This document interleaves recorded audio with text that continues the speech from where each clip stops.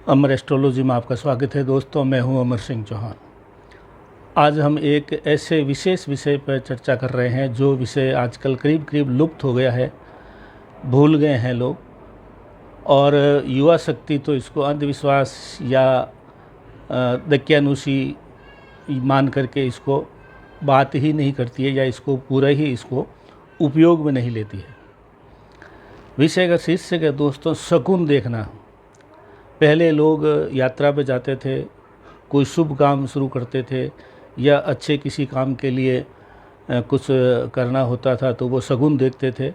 और शगुन देखना लगभग हर लोगों को पीढ़ी दर पीढ़ी जो ज्ञान आगे से आगे एक पीढ़ी से दूसरी पीढ़ी में शिफ्ट होता था तो वो ज्ञान उनके पास स्वाभाविक रूप से था, कहीं पूछने जाने की ज़रूरत नहीं पड़ती थी। हालांकि मुहूर्त वगैरह के लिए पंचांग पूछने के लिए पंडित जी के पास जाते थे, लेकिन जो डे बाय डे के जो शगुन होते थे, कभी कौन से शगुन में काम करना, अब शगुन है तो नहीं करना, ये पहले सबों को मालूम था। राजा महाराजाओं ने भी पुराने शगुन शास्त्रियों के जो शगुन के नियम थे, सूत्र थे, उनको स्थानीय और सरल भाषा में बना करके हर जगह पे लोक भाषाओं में शगुन बताए हुए होते थे। तो आज हम उस पर चर्चा करेंगे दोस्तों। शगुन शास्त्र माना गया है, लेकिन अपशगुन अगर हो जाए तो हमें यात्रा नहीं करनी है या कोई भी काम नहीं करना है। अब इसमें मोटे तौर से मैं 10 सूत्र आज आपको बताऊंगा कि भी कौन से सूत्र हैं जिन पे यात्रा बिल्कुल ही नहीं करनी है या थोड़ी स्थगित करनी है या थोड़ी देर बाद में जा सकते हैं। तो ये तीनों चीज़ें हम विस्तार से बताएंगे दोस्तों। कुछ अपशगुन ऐसे होते हैं जिसमें दुर्घटनाओं के चांसेस रहते हैं, कुछ अपशगुन ऐसे होते हैं जिसमें मृत्युपरक दुर्घटनाएं हो सकती है। मतलब तो ये अपशगुनों को छोटे रूप में न लें। सबसे पहले हम चर्चा कर रहे हैं, कभी आप यात्रा पे निकल रहे हैं घर से तो कभी कलह करके, झगड़ा करके, गुस्सा करके, मुंह सुजा करके घर से नहीं निकले। कोई बात पे मान लो कोई विवाद हो जाए परिवार वालों से, माता पिता से, पत्नी से, भाई बहन से, तो चिल्लाते हुए, झगड़ा करते हुए, कलह करते हुए घर से कभी नहीं जाए।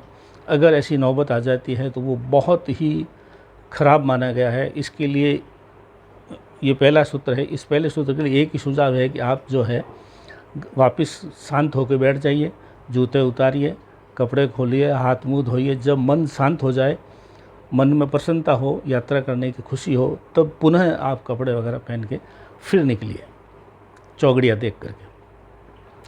तो ये पहला सूत्र है कि झगड़ा और कलह करके घर से कभी नहीं निकले। दूसरा है घर से निकलते समय, दूसरा सूत्र ये कहता है घर से निकलते समय आपके घर में कोई खाली बर्तन दिख जाए या घर से बाहर निकलते टाइम सड़क पे या रोड पे गली में कोई सामने खाली बर्तन लेके आ जाए, ये भी अपशगुन की श्रेणी में आता है।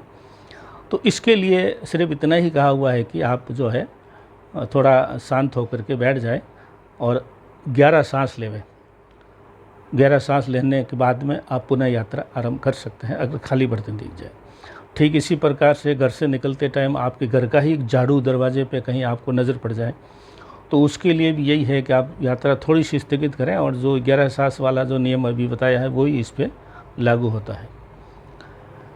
हो सकता है आपको छोटे नियम लग रहे हैं, लेकिन बहुत बड़े चीज़ें हैं, ये साइंस है पूरा इसके अंदर।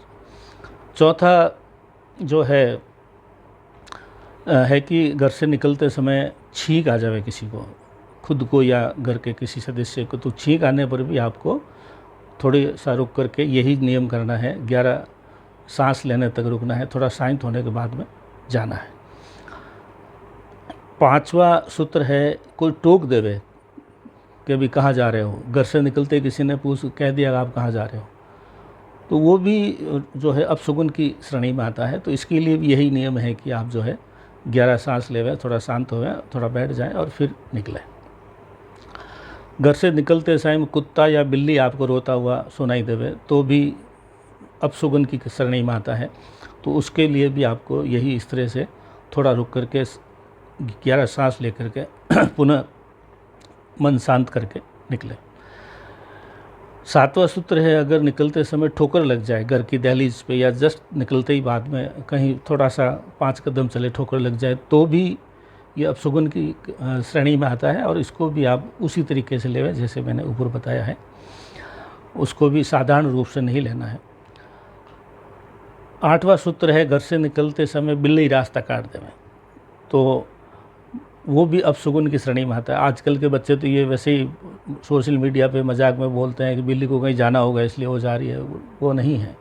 हर जीव जंतु किसी न किसी कारण से एक जगह से दूसरी जगह जाता है और उसमें आपके लिए भी एक संकेत होता है।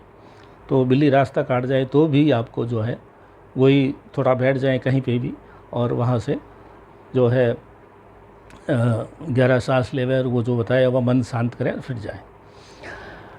इसी तरीके से 9वां सूत्र है, घर से निकलते ही, घर से बाहर जाते ही थोड़ा दूर तक आपको अगर कोई गदा डंकी अगर लेफ़्ट साइड में दिख जाए या सांप जो है राइट साइड में दिख जाए, खुर डावा विष जीवना, खर डावा, खर मतलब गदा, डावा मतलब लेफ़्ट साइड में और विष मतलब सांप राइट साइड में दिख जाए, तो भी आपको यात्रा थोड़ी देर के लिए स्थगित करनी है और फिर जो ऊपर बताए हैं वही नियम लागू होते हैं। उसके बाद में जो है आपको यात्रा कर सकते हैं। 10वां सबसे गंभीर सूत्र है, आपके घर की गाय या बाहर कहीं निकलते ही गली की गाय छींक कर देवे, गाय खुद अगर छींक कर देवे तो यात्रा बिल्कुल ही न करें। ये मृत्यु की सूचना है। गाय के अंदर सभी देवताओं का निवास है, गाय के अंदर बृहस्पति का निवास है, शुभ चीज़ों का निवास है, उसको बड़े संकेत मिलते हैं। वास्तुशास्त्र में भी गाय का बड़ा स्थान बताया। तो गाय अगर छींक कर देती है, आपके घर की गाय या जैसे ही निकले घर से, तो आप ये समझ लीजिएगा आज मृत्यु की सूचना है। तो वो तो यात्रा बिल्कुल ही स्थगित करनी है, बिल्कुल जाना ही नहीं है उस दिन। उसके बाद में आप दोबारा कभी जा सकें। अगर बहुत ज़्यादा इमरजेंसी हो तो ठीक है, आप अपने खतरे में जा सकते हैं, लेकिन हमारा ये कहना है कि शगुन शास्त्र का ये कहना है कि ये सबसे बड़ा मृत्यु की सूचना देने वाला अपशगुन है गाय की छींक वाला। तो ये 10 सूत्र बताए हैं दोस्तों। इसको मेरा ये मानना है कि आधुनिक ज़माने में व्यस्त होने की वजह से कई बार सभी नियमों का पालन न कर सकें, लेकिन अगर आराम से कुछ नियमों का पालन हो सकता है तो मेरा ये मानना है कि ज़रूर इन नियमों का पालन करें। ये पूरे साइंटिफिक चीज़ों पे बनाए हुए हैं, साइंटिफिक आधार पे बने हुए हैं। शगुन शास्त्र में अपशगुन के बारे में, शगुन के बारे में बहुत अच्छा विस्तार से वर्णन है, बड़े साहित्य भरे हुए पड़े हैं। हम लोग भूलते जा रहे हैं, इसलिए हम परेशान हो रहे हैं। तो कृपया जो है जो मैंने कुछ चीज़ें बताई उसमें गहरा सांस लेकर के ये हो सकते हैं। और ठोकर लगना, बिल्ली रास्ता काटना, ऐसा कुछ हो तो थोड़ा रुक करके वस्त्र बदल करके जा सकते हैं। गाय की छींक आ जाती है तो यात्रा करनी ही नहीं है, ये मृत्युदायक सूचना है दोस्तों। तो ये जो नियम है ये वैसे तो मैं मेरे जो डिस्क्रिप्शन है उसमें साथ में दे रहा हूँ, लेकिन मैं ये जो नियम आपको यहाँ पे भी बता रहा हूँ। आप चाहें तो इसकी स्क्रीनशॉट ले सकते हैं,